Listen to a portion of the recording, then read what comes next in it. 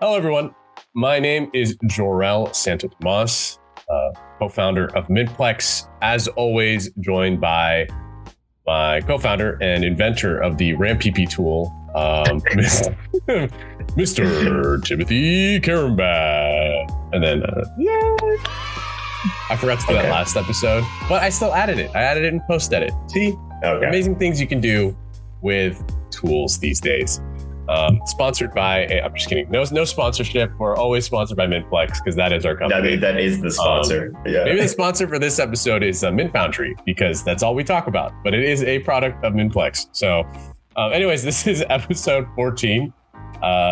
Yes, we're finally there. 2 times 7. We've been doing this for 15 weeks. Yeah, we've been at this for a while now, Tim. There's a lot to talk about. Every week it's like every week's a year of news. You know? Oh my gosh, yeah. It's I feel like in real time I'm aging internally, but externally we look the same. Speaking of which, I had dinner. Good skincare routine. We'll do that for you. Yeah. I had dinner with my sibs the other day, and they were like, "How old is Tim?" And I was like, I told them your age, and they're like, "There's no way. He looks way too young." I know. Like, how could anyone believe I'm 54? Yeah, I was like, yeah, dude, he's been in this industry for 30 years, man. Like, you know, crypto's been around for 50, so. It's like every time that you meet someone at like any NFT event, it's some kind of like weird like ego measuring contest. Like, when did you get into crypto? Like, you can say last year, like no one's gonna be like, oh, you don't know what you're talking. Like, no one cares. Like, information's a lot more available. You could have learned more than someone who's been in it since 2016. But like, people be like, oh yeah, since like 2012. Really? Were you like kicking it? Like with Satoshi? Like, yeah, like what are you talking about? Like, some people are absolute goobers. I don't understand it. I mean, hey, man, like when I got into crypto in 2016, I was like, this shit's a scam. And I was like, this is a scam. And I left. And then 2017 doubled down on that with all the BitConnect shit and whatnot. My God. BitConnect. So, and so I was hardcore against anything crypto up until 2020. And that's not weird to admit. Like, did I know about Bitcoin? Like, yeah, but I wasn't like mining it. I wasn't like, the dude who paid pizza for it. I wasn't, using the Silk Road or some shit like that. Like, no, it's just like, okay, yeah, like known about it. And then only until maybe, probably like 2019, maybe 2020. So somewhere around there is when I started to get into like the EVM and stuff like that and realizing you could write code. That's it. Like, I mean, hell, like most of the stuff, like that's made it even accessible to a developer who doesn't want to learn how to hash stuff all the time. It was like only accessible in 2021. Like, let me see. It really hasn't been that long. You know what I mean? When was my Ether wallet like the most popular? Because that's what I remember. That's what I remember using. I don't know when that got started. I know it's open source. You can probably check. But yeah, that's what I remember. Like my first little wallet. Like. Whatever. Well, I mean, hey, it is what it is. But anyways, yes. We should go back to what our main topics are for this podcast. Yeah, of course. Otherwise, as much as our listeners love the tangents we go into, yes, in fact, Tim is 54. No, we are just kidding. He's definitely not. But we do want to talk about a few things that happened in the last week or so. A lot of really big stuff, in fact. Kind of hilarious how things have turned in this direction. I think the first thing we'll talk about is a bit about Ordinal, which is the Bitcoin stuff. I'm not too familiar, but Tim was complaining about it me this last week or so. Complain is a strong word. Not complain. Loosely, briskly vented. And then we're gonna do a follow up on the SEC crackdown on Kraken. There's been some after effects, as we suspected would happen, regarding Stripe. And then we'll go into the Blur airdrop, lovely fiasco. And of course, A16Z gets paid first, always. Absolutely. And then we'll wrap up, as usual, by going over some of the new stuff we teased last episode, now that unlockables are live. So with that, Tim, tell us, Ordinals. Let listeners hear what I heard. So Ordinals. If you are hearing that word for the first time, you are probably like, what in the hell is an ordinal? So ordinal is Bitcoin's, well, it's not Bitcoin. It's not like their foundation or anything like that. It's basically like a team who is coming up with, I guess you would call it a protocol. It's more of just like a method of inscribing data onto single Satoshis, which, if you don't know what a Satoshi is the smallest denomination of currency on Bitcoin. So there's like, I forget how many is like 100,000 Satoshis or something, or I think even more than that. I forget now. It's not like I'm not like a Bitcoin maxi, so I don't have this shit memorized. But there's a shit ton of Satoshis, and that makes up a single Bitcoin. These actual independent Satoshis, you can inscribe. That's what they're calling it, I guess, because I don't know. It's a fancy word. And so they're inscribing data onto it. It makes it sound like you're carving shit out of a stone tablet. And you can put data into it. And basically, TLDR, you can encode an entire image. If you are technical, they base64 encode a data URI. But if you're not technical, it's basically just a big string. And that string can then show an image. And because it is on Bitcoin and it is tied to the actual currency, like imagine if you could embed an NFT into a single ETH. That's essentially what we're talking about here, except ETH has a smaller unit. I'm not going to get into it, but basically like the NFT is the currency in this ordinal ecosystem protocol kind of deal. The problem is that you can accidentally spend it as currency. So you have to keep two separate wallets for where your ordinals sit, where your Bitcoin sits, because if you accidentally, like, for example, let's say you send money to my ordinal wallet and I'm like, oh, okay, and I accidentally pay somebody, I might accidentally send them my NFT because it's just a currency and the wallet really doesn't know better. So you have to keep them separate, which is still a better solution than Solana. But you know, whatever. But when always you got to make slip Solana in there. always got to. Oh, anytime I get a chance to, hit Solana on the head, I'll do it. But with this Bitcoin thing, like, you can go to ordinals. And honestly, I think it's cool. I think it's cool that Bitcoin has a way of doing NFTs, but every Bitcoin maxi is like, it's cool, but like Bitcoin's the ultimate currency. And it's like, okay, Jesus, these people are insufferable. I'm sorry. If you're a Bitcoin maxi, you probably don't get invited to a lot of parties because of that. And it is just like, it's a fucking cryptocurrency. Like, relax. Okay. These people act like they're going to replace like actual physical gold in the world. I just, hey man, it's digital gold. Yeah. Bitcoin's does Bitcoin hold the most? Is it the best store of value for cryptocurrency? Bar none. Absolutely. I agree with that statement. I'll agree with that every single day until that changes. But it is not the only cryptocurrency, and it is by no means the best one. It takes like 30 minutes for a transaction to settle. And I know that Lightning exists. I know about that. And I know about Stacks as well, which, by the way, Stacks is pretty much an L2 for Bitcoin. Way better ecosystem for making NFTs. They actually have a programming language. It works great. Nobody uses it. And instead, now everyone's talking about ordinals. If I was one of the Stacks people, I'd be pissed. But it basically, yeah, you can put an NFT into a single ordinal. And I implore you to go to, what is it, like ordinals.com, I think it is, and go and read I think it's like FAQ or something like that. And yeah, you sent me the docs. Sent me the docs. What is going on?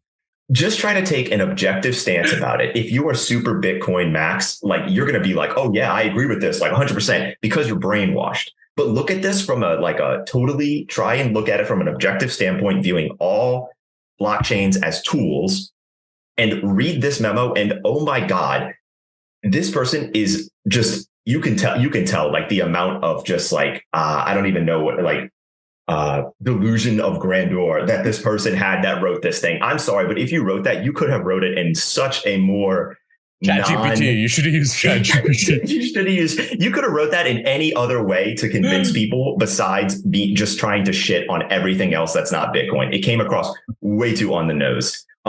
Is it a cool thing to do with Bitcoin? Absolutely. I absolutely agree. Cool piece of tech, works really well.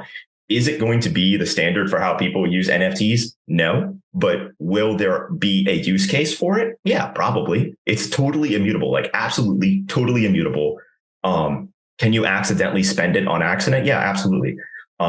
There's also a whole bunch of weird other technical quirks. It's new, so maybe they'll work it out. But basically, ordinals are NFTs on Bitcoin.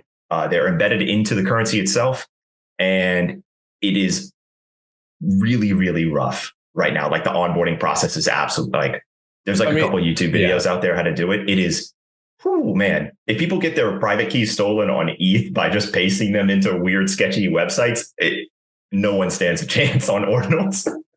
I mean, it's all about user, like, right? It's about UX, always about user experience. Like you and I have you and I have firsthand experience that no matter how many docs you make, no matter how many tutorials, just some people will never watch or read those things, and you just have to have a user experience that facilitates everything. And that does not exist for ordinals, but it's new. Yeah, it's new. As you say that, now I understand why everybody. Or we were getting that influx of user questions around like, can we add like the data, the base 64 hashing probably for shit like that. Yeah. For I know the D Gods project, they had like 500 something odd burned NFTs that were no longer available on Solana, and they instead took those burned images and put them permanently on ordinals, which I think is kind of cool. That's like a neat little thing to do. But like, I just feel like right now it's a little early for ordinals. Everybody's excited about it, but it is Bitcoin, and I don't know how exciting that might be. Also, low key tinfoil hat time, because I always got a tinfoil hat Tim little moment in these podcasts.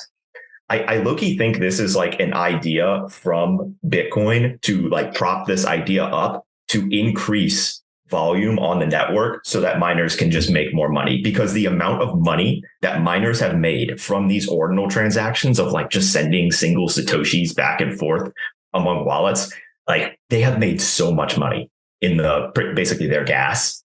Like, and it's like, I like, the only people who actually benefited from this were people who were running nodes, full stop, because you can't buy them and sell them. So all the sales are over the counter, which is also how people get your shit stolen. Every single big ETH heist has been an over the counter sale. So this is just this. If you're a hacker, you just found your next target. That is not financial advice. That's definitely not financial advice. That's definitely not. But we'll see. We're going to see how it plays out. I know about it. It's cool. I will not partake. But I will keep an eye on. So. Yeah, no, that's I think it's important for people to know that these types of developments are happening on other chains. Because it goes to show that it's not just about the assets, right? Because people were a lot of what last year was about was how do I flip these JPEGs for more money, right? But this type of thing really isn't a money thing, because this is collector stuff. Yeah, this is a collector's thing. This is a new way of making these NFTs work in a certain way. I mean, like I said, we've been getting that inflow of users that have been asking about, hey, how do I put all of my data on chain? How do I do all that? And it's like, okay, but like why? Like first off, why? Second off, how is that useful for both the creator and the user if they can barely read the metadata? You know what I mean? Yeah. Aside from like a gimmick, but yeah. I mean, and a lot of these things are gimmicks, right? I mean, and that's the reason that like we here at Mintplex, we're making sure that we actually have a vision for how we would make this stuff work. Because otherwise, if we follow all these trends, imagine if we integrated this stuff. How does it benefit our users? Now we have to teach them how to make base 64. Benefits 0%. How do you tell them how to hash, and how do you tell them to encode and decode? They don't know that stuff. They shouldn't have to know it. Yeah, they should. Yeah, this shit is already confusing, so it does not need to be more confusing.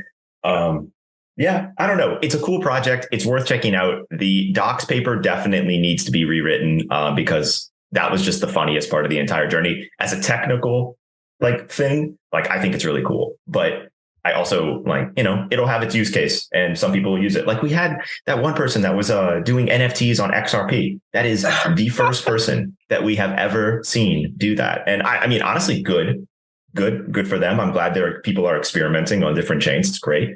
But yeah, EVM and Solana still seem to be the place for NFTs right now. So Absolutely. maybe that'll change. I mean, hey, once again, it's all about user experience. It's about where the users want to, flock to. But that being said, good stuff. Hopefully, you listeners got something out of Ordinals. We'll see. We'll keep an eye on things as they develop. Like I said, super new, very very new stuff. But what's not new is the SEC. Oh God! And as a follow up from last episode, with SEC going down on Kraken's staking as a service, we saw some interesting ripple effects in the last week or so with a company that we were familiar with, the 402, getting their account suspended from Stripe, and then another company, Flurly, that also got hit with a Stripe takedown. But yeah, it's like kind of weird that Stripe is getting a little cold feet, a little nervous. Could it be a coincidence? It could be a coincidence, but I suspect, and I guess we kind of like, another tinfoil hat, two tinfoil hat moments in this one podcast. It's insane. The whole idea that like Stripe has pretty much everything to lose with the SEC wanting to poke around in their business, right? Because once that happens, they just will not stop, right? They just keep coming at you. They just barricade you anytime you try to do anything innovative. I mean, look at Coinbase. They wanted to do staking, and the SEC, because the SEC is literally like living inside of Coinbase at this point. They were like, oh, well, Kraken can do it. And then they were like, oh, if you do that, like, we're going to demolish you. Like, we're going to like get you delisted off the New York Stock Exchange. Like they're threatening all sorts of shit. So like once once the SEC is in your house, like, it's just annoying. They're just like a freeloader and they won't leave. And I guess you could say that that's good for regulation. But I would say that they're not very good at it, because they literally yesterday just charged the Do Kwon from Terra Luna with investor fraud, 1 year late. Excellent work. And so, because it's all PR for them, that's all it is. But yeah, like, is it coincidental that these digital asset sale platforms that use Stripe in the background, because it is the easiest way to take payments with a credit card on any kind of like web product, is it a coincidence that people are getting suspended randomly, sometimes with cause, sometimes without cause? Especially to Web3 adjacent companies. That's really the key word here. Who knows? I mean, instead of the tinfoil hat, we'll call it the Tim-foil hat. The Tim-foil hat. But because that's like a thing every episode, I guess. But I don't know. The ultimately, we did say this a while back, and that was anything that looks like a security, feels like a security, and transacts like a security is going to be on the radar of the SEC, right? And ultimately, they have the final say. Damned.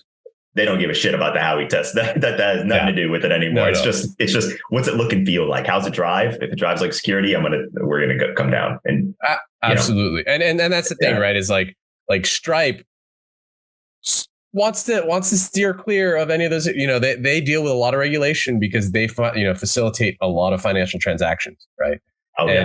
And even them, like, now that they do the accepting crypto stuff, which they started doing last year, that introduces a whole nother layer of potential liabilities. So I don't think it's a surprise that Stripe responded, by essentially suspending accounts last week, or actually this past week. I mean, think about who they have as their lawyers. Like, they also have in-house, obviously, legal advice, but also I'm sure that those people who are in-house also have people who are well connected that might know about some potential areas that could be concerning for Stripe. And so, to protect their best interest, they're just being, aggressive about it up front. And we aren't in that game. Yeah. We don't sell any digital assets using Stripe.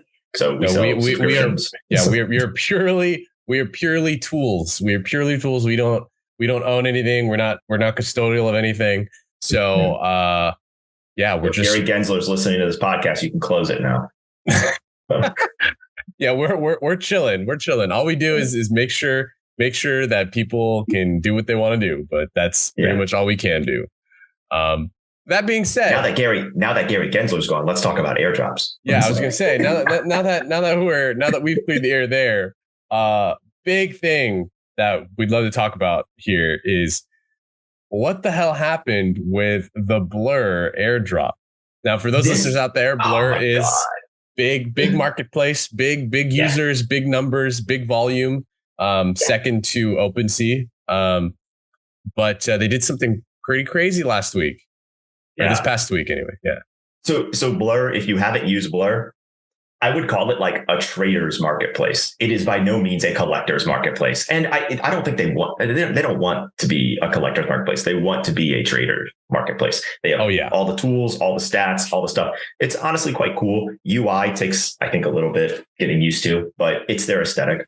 But Blur, basically their whole thing is, as you use our service, we will reward you with an airdrop proportional to the amount that you're trading or what you're doing on the platform. That's really cool. That's really great. LooksRare did a similar thing. They had it to where basically like how often I believe you traded on OpenSea, you got dropped the LooksRare rare token. And also, as you participated on the LooksRare platform, you could earn Looks, which was the name of their token, and you can sell them through a DeFi protocol, whatever you want, 1inch or Uniswap or whatever. So Blur did their, I think, what was it, their first airdrop, or was this the season 2 airdrop? I think, I forget. I think this was the first one. The first so their season 1 airdrop was when they first launched. Remember, there was that whole gamification thing. So this was like their official first airdrop of their tokens. First reward airdrop. Yeah. So this was their first participatory awarding airdrop. And to literally everyone's surprise except ours, you could not claim Blur, which was the name of their token. You could not claim it if you were on a US IP. Now, why people even had questions about that just shows like a total lack of interest in the regulatory side of crypto that is kind of like full steam rolling downhill. I just find it kind of crazy that people were like, I can't believe I'm a US resident and I can't claim this free money token that I can then sell on a liquidity provider, on like a DEX or something like that. Baffling. And so obviously, Blur has this thing that they do where when they launched, right, like when you could create an account that you could send out a tweet about your essentially engagement with Blur. It's like, oh, I just signed up for Blur, blah, blah, blah. They have these preset tweets. You just click it. So for this one, the preset tweet was, I just claimed X Blur tokens, for trading on Blur. Essentially, it's something like that. Like if you saw the same template tweet like a bunch of times, some people would get like 80 Blur, some people would get like 2,000. Some people would get some people are just completely degenerate when it comes to trading, and they would get thousands of Blur, which then they could liquidate on the open market for free money. Quote unquote free money. If we have to explain why that wasn't allowed in the US and why people were using VPNs to do it, then you just haven't been paying attention at all to the whole SEC stuff going on. There should be no need to explain that, honestly. And I find it hilarious because so many people who are clearly US residents claim the airdrop and then sent the templated tweet. And it's like, you pretty much just confessed to telling on yourself. You literally told on yourself. You just said, I just claimed 900 Blur. And at that time, Blur was worth, I don't know, what was their peak? I think it was like $1.80 or something like that. It's like, okay, so if you don't have the Blur, whenever they come looking for you, you clearly sold it. And so it's like, y'all are just telling on yourself at this point. Between people giving their private keys to people and also just literally committing fraud and telling on themselves, some people, y'all got to just do better. That's it. That's all I got to say. Just do better. What are you doing? I guess maybe if you lived in San Diego, you could be like, oh no, I went and claimed my Blur when I was in Tijuana.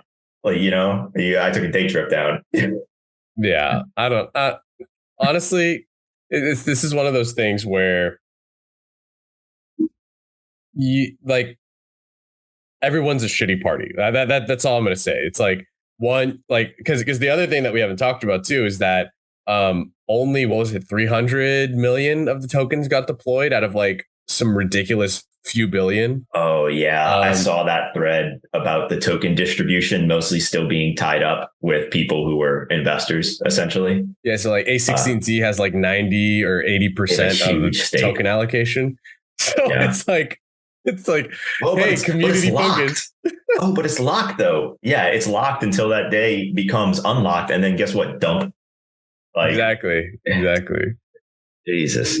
So, oh well. But yeah, yeah. If you sent that, if you're a U.S. resident and you claim that blur and you sent that tweet,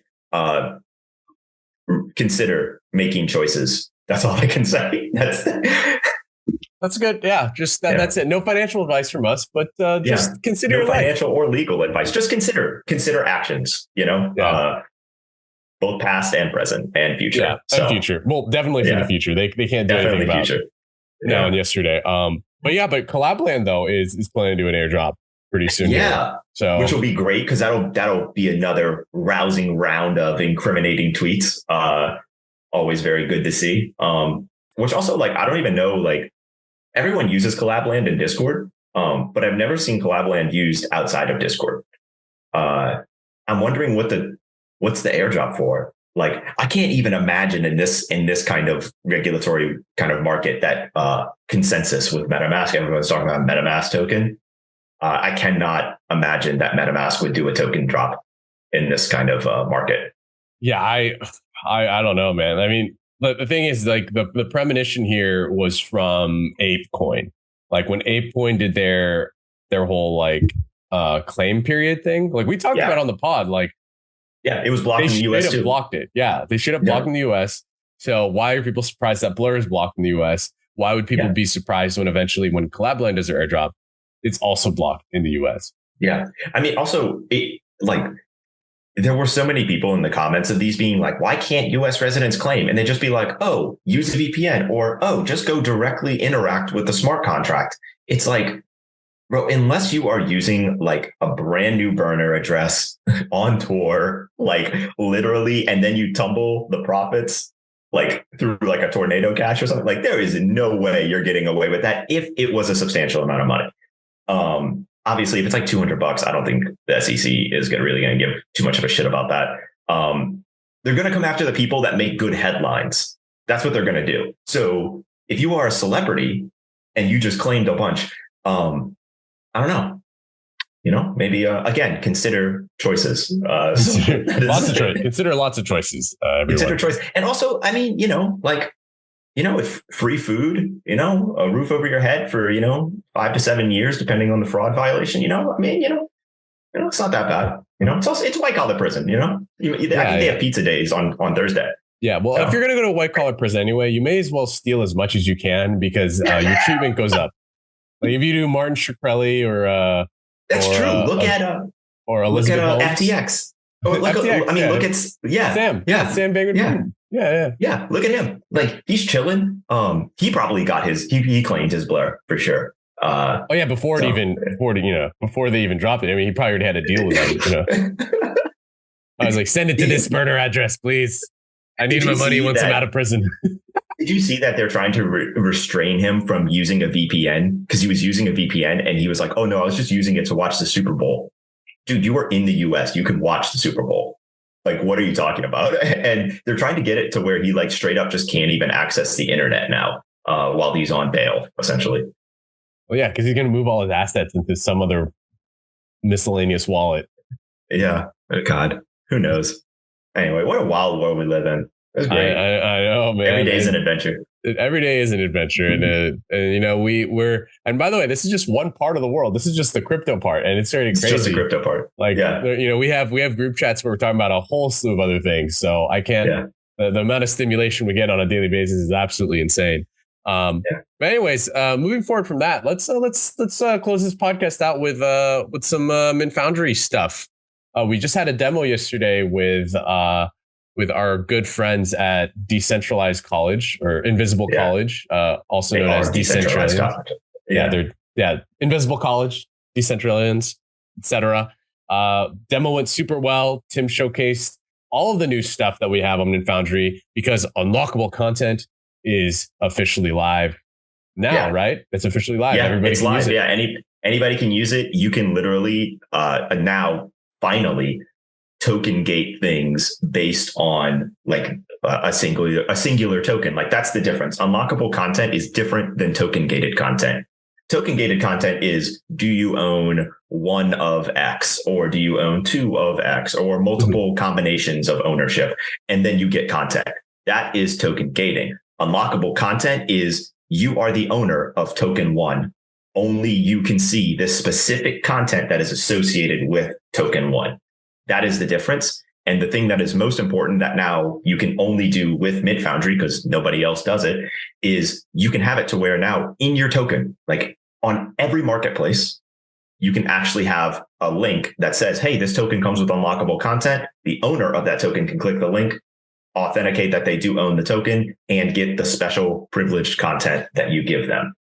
This, by the way, used to be a feature that only you could do on OpenSea's open storefront contract, which is not that scalable for a generative collection at all. In fact, you can't even do a generative collection with it.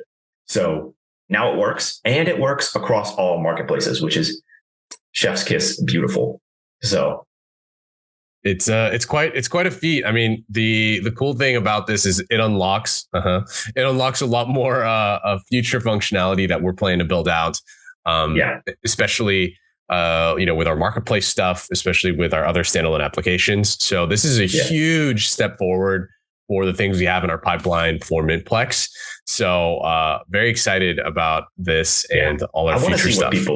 I want to see what people do with it. I just think unlockable content is just such a cool idea. Like, if it's owner of token 77, like, let's just say like y'all have an IRL meetup and they just do something stupid and you get it on video, you could make that video the unlockable content for that token.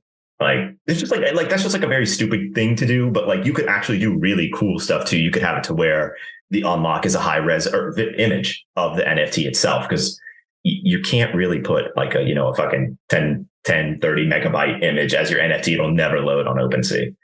So it's nice to do stuff like that. You can do videos, animated ones. This is locked songs, like that kind of stuff. Like if you're a musician, I can't even name all the situations that it'd be useful because there literally is infinite. So Absolutely. Just be inventive.